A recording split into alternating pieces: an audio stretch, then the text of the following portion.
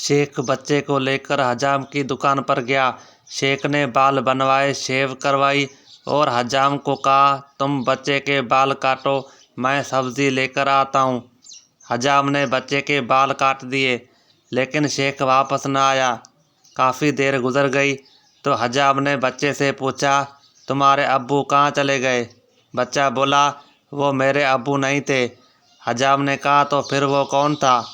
बच्चा बोला, पता नहीं, मैं गली में खेल रहा था, ये आदमी आया और बोला, आओ मैं तुम्हारे बाल मुफ्त में कटवा दूं। Oh no! दो सरदार जंगल में जा रहे थे कि अचानक सामने शेर आ गया। पहले सरदार ने मिट्टी उठाकर शेर की आंखों में डाली और भागने लगा। दूसरा सरदार वहीं पर खड़ा रहा। पहला सरदार बोला, जल्दी कर भाग। दूसरे सरदार ने कहा, मैं क्यों भागूं? मिट्टी तो तूने डाली है, तू ही भाग। शोर ने बीवी से कहा, मैं गैर मुल्क जा रहा हूँ।